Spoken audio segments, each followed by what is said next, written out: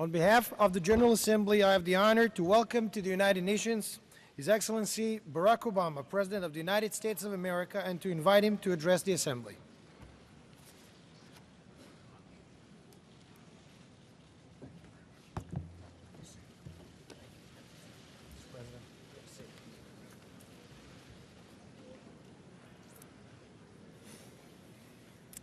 Mr. President, Mr. Secretary General, fellow delegates, ladies and gentlemen, I would like to begin today by telling you about an American named Chris Stevens. Now, Chris was born in a town called Grass Valley, California, the son of a lawyer and a musician. As a young man, Chris joined the Peace Corps and taught English in Morocco. And he came to love and respect the people of North Africa and the Middle East. He would carry that commitment throughout his life. As a diplomat, he worked from Egypt to Syria, from Saudi Arabia to Libya. He was known for walking the streets of the cities where he worked, tasting the local food, meeting as many people as he could, speaking Arabic, listening with a broad smile. Chris went to Benghazi in the early days of the Libyan Revolution, arriving on a cargo ship. As America's representative, he helped the Libyan people as they coped with violent conflict, cared for the wounded, and crafted a vision for the future in which the rights of all Libyans would be respected.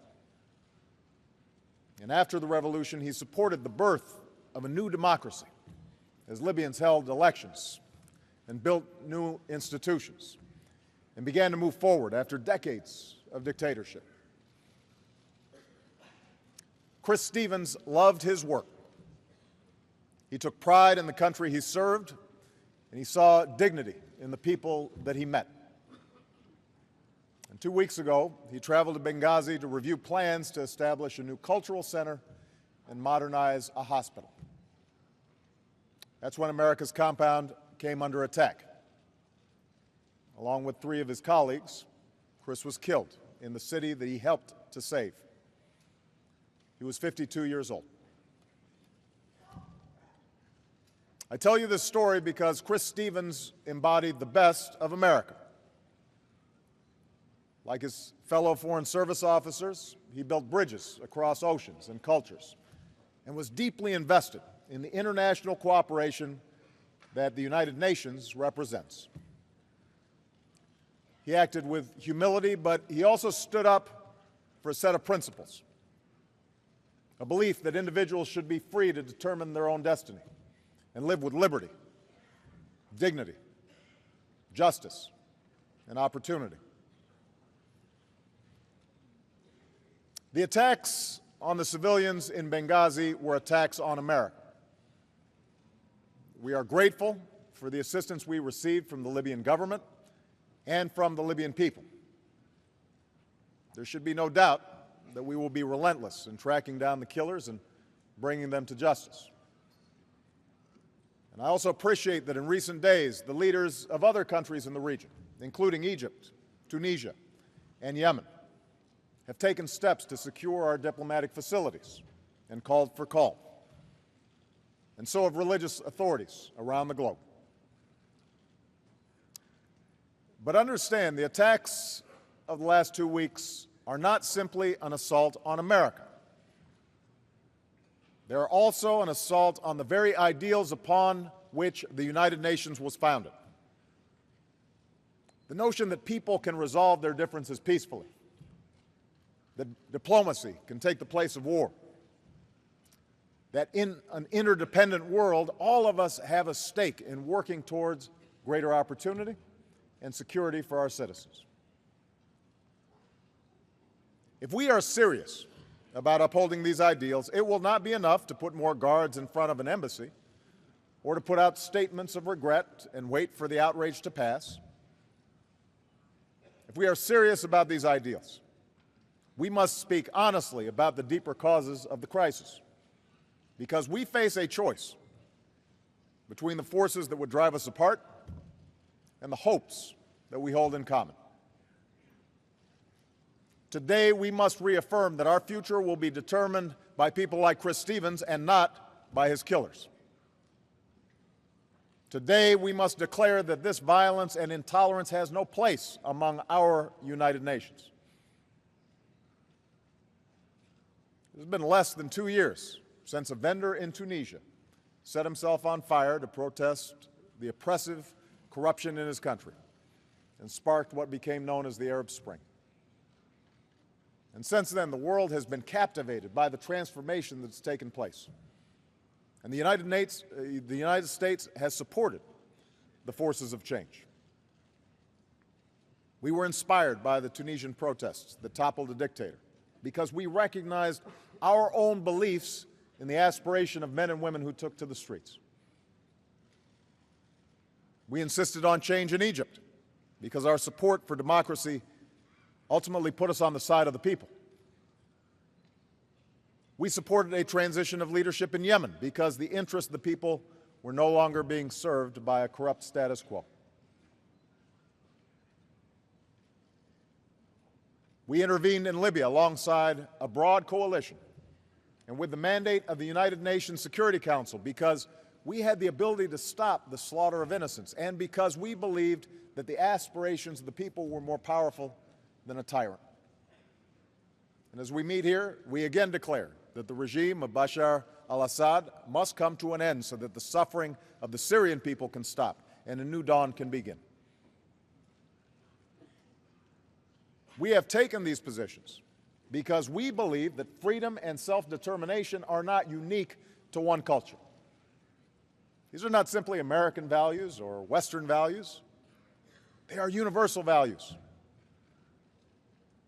And even as there will be huge challenges to come with a transition to democracy, I am convinced that ultimately government of the people, by the people, and for the people is more likely to bring about the stability, prosperity, and individual opportunity that serve as a basis for peace in our world.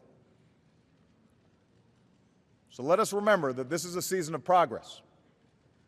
For the first time in decades, Tunisians, Egyptians, and Libyans voted for new leaders in elections that were credible, competitive, and fair. This democratic spirit has not been restricted to the Arab world.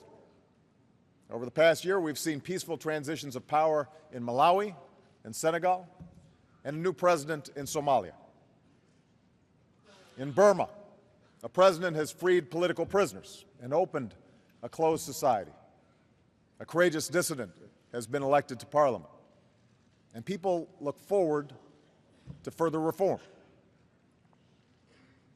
Around the globe, people are making their voices heard, insisting on their innate dignity and the right to determine their future. And yet the turmoil of recent weeks reminds us that the path to democracy does not end with the casting of a ballot.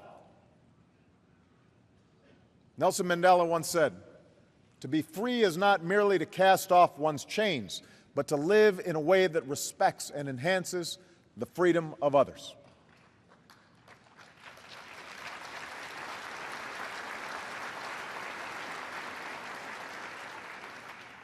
True democracy demands that citizens cannot be thrown in jail because of what they believe, and that businesses can be opened without paying a bribe. It depends on the freedom of citizens to speak their minds and assemble without fear, and on the rule of law and due process that guarantees the rights of all people. In other words, true democracy, real freedom, is hard work. Those in power have to resist the temptation to crack down on dissidents. In hard economic times, countries must be tempted, may be tempted to rally the people around perceived enemies at home and abroad, rather than focusing on the painstaking work of reform.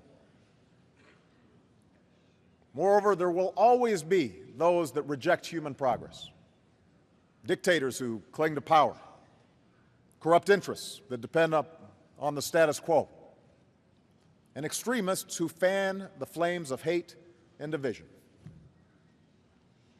From Northern Ireland to South Asia, from Africa to the Americas, from the Balkans to the Pacific Rim, we've witnessed convulsions that can accompany transitions to a new political order. At times, the conflicts arise along the fault lines of race or tribe, and often they arise from the difficulties of reconciling tradition and faith with the diversity and interdependence of the modern world. In every country, there are those who find different religious beliefs threatening. In every culture, those who love freedom for themselves must ask themselves how much they're willing to tolerate freedom for others. And that is what we saw play out in the last 2 weeks, as a crude and disgusting video sparked outrage throughout the Muslim world. Now, I have made it clear that the United States government had nothing to do with this video, and I believe its message must be rejected by all who respect our common humanity.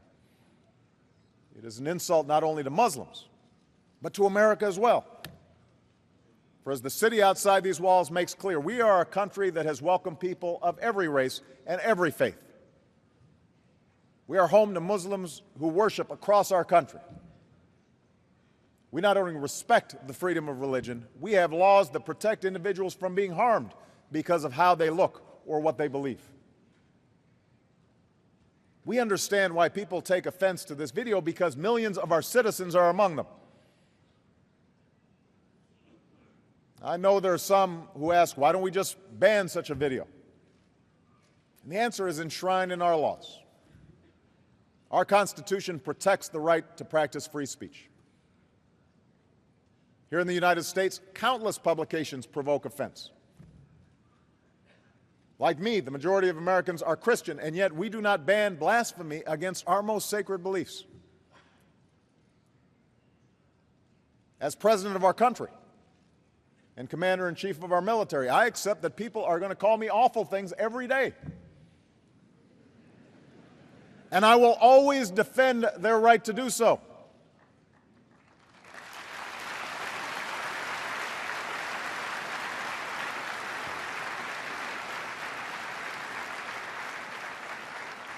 Americans have fought and died around the globe to protect the right of all people to express their views, even views that we profoundly disagree with. We do not do so because we support hateful speech, but because our founders understood that without such protections, the capacity of each individual to express their own views and practice their own faith may be threatened. We do so because in a diverse society, efforts to restrict speech can quickly become a tool to silence critics and oppress minorities. We do so because, given the power of faith in our lives and the passion that religious differences can inflame, the strongest weapon against hateful speech is not repression, it is more speech. The voices of tolerance that rally against bigotry and blasphemy and lift up the values of understanding and mutual respect. Now, I know that not all countries in this body share this particular understanding of the protection of free speech. We recognize that. But in 2012, at a time when anyone with a cell phone can spread offensive views around the world with a click of a button, the notion that we can control the flow of information is obsolete. And the question then is, how do we respond? And on this, we must agree. There is no speech that justifies mindless violence.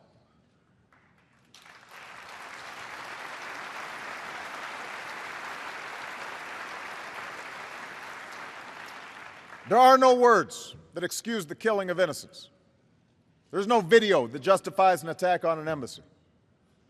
There's no slander that provides an excuse for people to burn a restaurant in Lebanon or destroy a school in Tunis or cause death and destruction in Pakistan.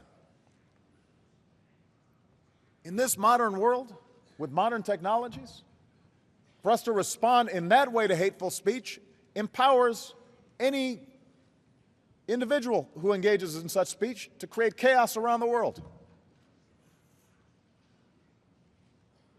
We empower the worst of us. if that's how we respond.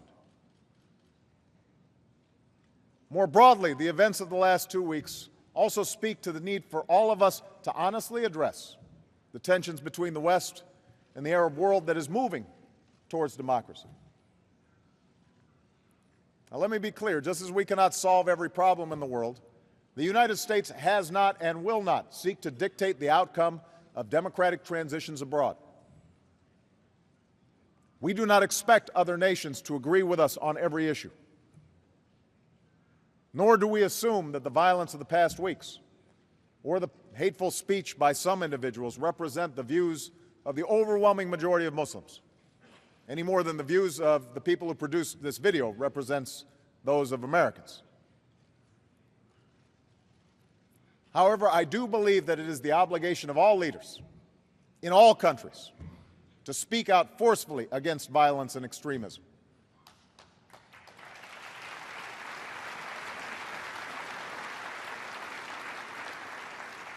It is time to marginalize those who, even when not directly resorting to violence, use hatred of America or the West or Israel as the central organizing principle of politics. For that only gives cover and sometimes makes an excuse for those who do resort to violence.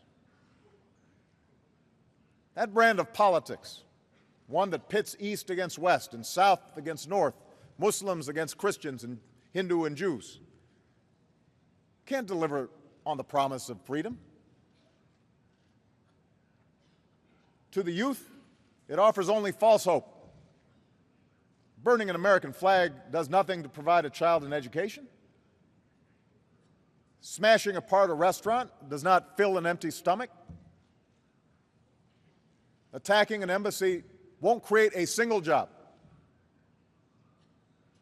That brand of politics only makes it harder to achieve what we must do together, educating our children and creating the opportunities that they deserve, protecting human rights and extending democracy's promise.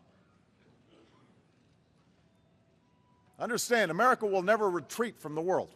We will bring justice to those who harm our citizens and our friends, and we will stand with our allies.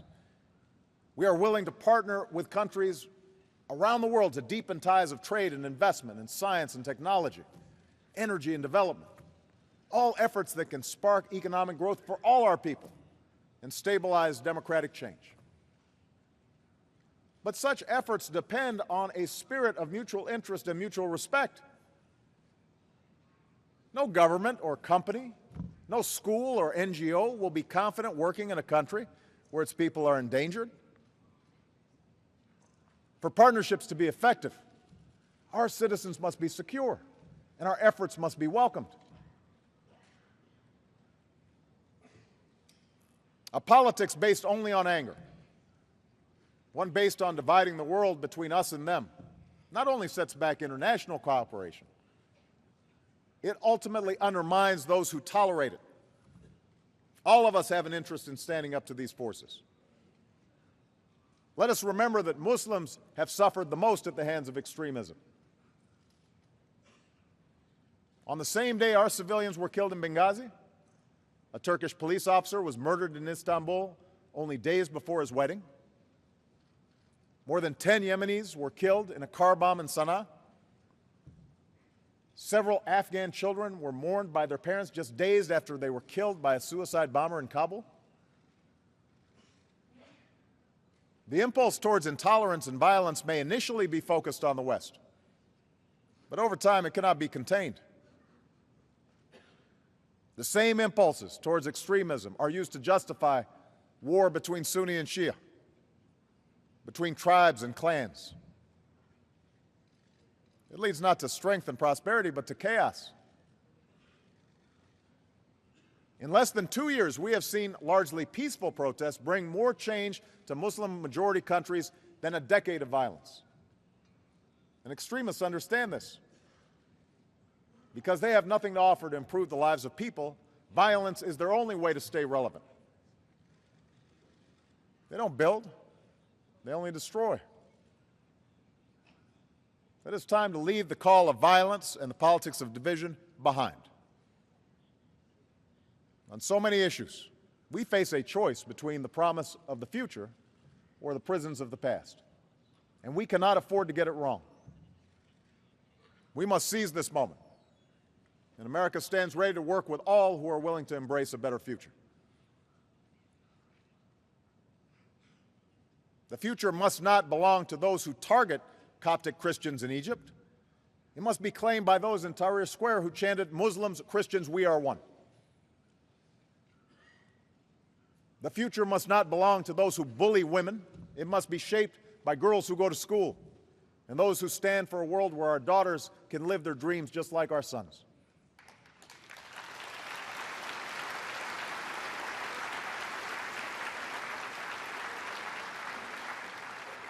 The future must not belong to those corrupt few who steal a country's resources. It must be won by the students and entrepreneurs, the workers and business owners who seek a broader prosperity for all people. Those are the women and men that America stands with. Theirs is the vision we will support. The future must not belong to those who slander the Prophet of Islam. But to be credible, those who condemn that slander must also condemn the hate we see in the images of Jesus Christ that are desecrated, or churches that are destroyed, or the Holocaust that is denied.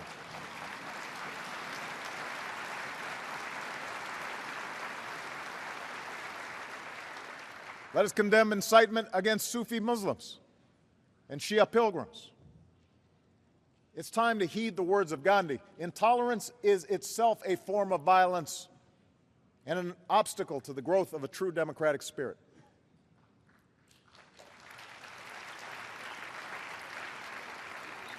Together, we must work towards a world where we are strengthened by our differences and not defined by them. That is what America embodies. That's the vision we will support. Among Israelis and Palestinians, the future must not belong to those who turn their backs on the prospect of peace. Let us leave behind those who thrive on conflict, those who reject the right of Israel to exist. The road is hard, but the destination is clear: a secure Jewish state of Israel and an independent, prosperous Palestine.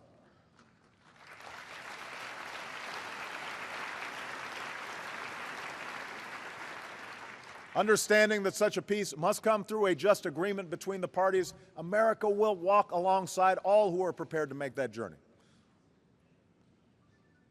In Syria, the future must not belong to a dictator who massacres his people. If there is a cause that cries out for protest in the world today, peaceful protest, it is a regime that tortures children and shoots rockets at apartment buildings. And we must remain engaged to assure that what began with citizens demanding their rights does not end in a cycle of sectarian violence.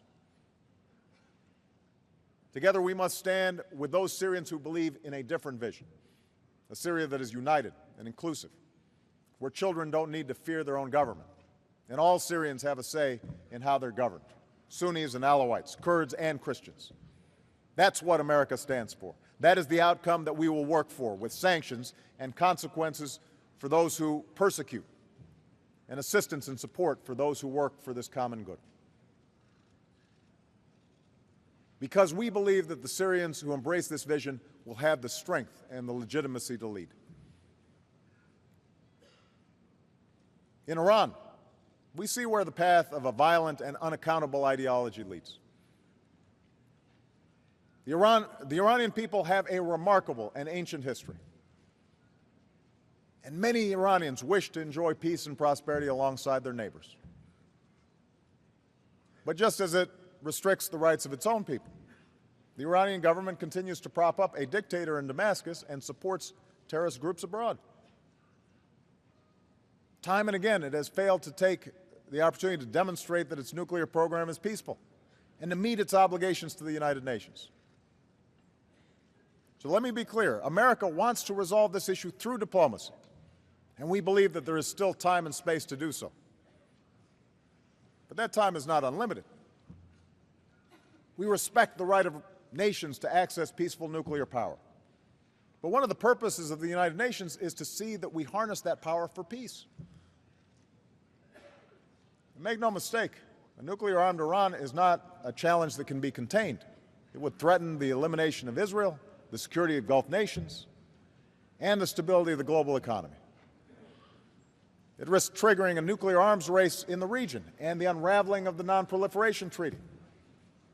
That's why a coalition of countries is holding the Iranian government accountable. And that's why the United States will do what we must to prevent Iran from obtaining a nuclear weapon. We know from painful experience that the path to security and prosperity does not lie outside the boundaries of international law and respect for human rights. That's why this institution was established from the rubble of conflict. That is why liberty triumphed over tyranny in the Cold War. And that is the lesson of the last 2 decades as well. History shows that peace and progress come to those who make the right choices. Nations in every part of the world have traveled this difficult path. Europe, the bloodiest battlefield of the 20th century, is united, free, and at peace. From Brazil to South Africa, from Turkey to South Korea, from India to Indonesia, people of different races, religions, and traditions have lifted millions out of poverty while respecting the rights of their citizens and meeting their responsibilities as nations. And it is because of the progress that I've witnessed in my own lifetime, the progress that I've witnessed after nearly 4 years as president, that I remain ever hopeful about the world that we live in. The war in Iraq is over. American troops have come home. We've begun a transition in Afghanistan, and America and our allies will end our war on schedule in 2014. Al-Qaeda has been weakened, and Osama bin Laden is no more. Nations have come together to lock down nuclear materials, and America and Russia are reducing our arsenals. We have seen hard choices made from Naypyidaw to Cairo to Abidjan to put more power in the hands of citizens. At a time of economic challenge, the world has come together to broaden prosperity. Through the G20, we have partnered with emerging countries to keep the world on the path of recovery. America has pursued a development agenda that fuels growth and breaks dependency, and worked with African leaders to help them feed their nations.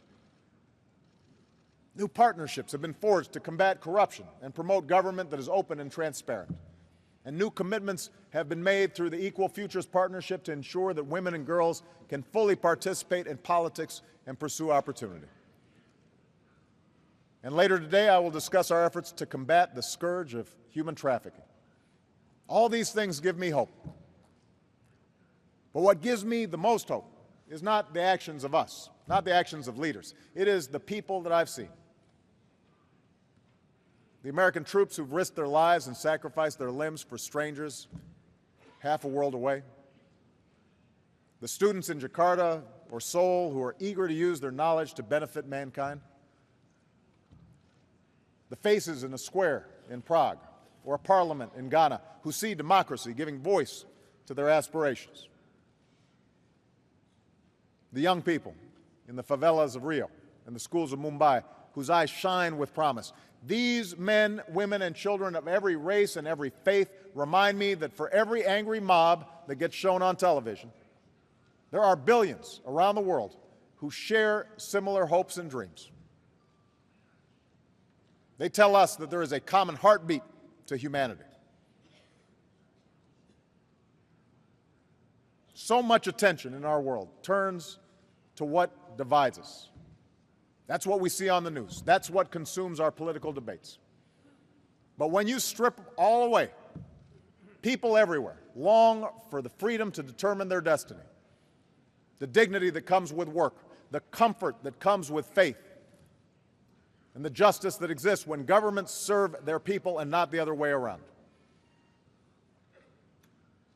The United States of America will always stand up for these aspirations, for our own people and for people all across the world. That was our founding purpose. That is what our history shows. That is what Chris Stevens worked for throughout his life. And I promise you this, long after the killers are brought to justice, Chris Stevens' legacy will live on in the lives that he touched, in the tens of thousands who marched against violence through the streets of Benghazi, in the Libyans who changed their Facebook photo to one of Chris, in the signs that read simply, "Chris Stevens was a friend to all Libyans." They should give us hope. They should remind us that so long as we work for it, justice will be done, that history is on our side, and that a rising tide of liberty will never be reversed. Thank you very much.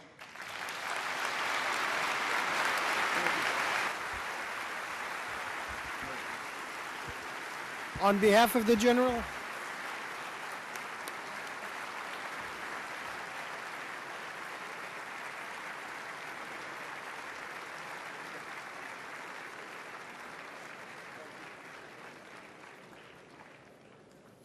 on behalf of the General.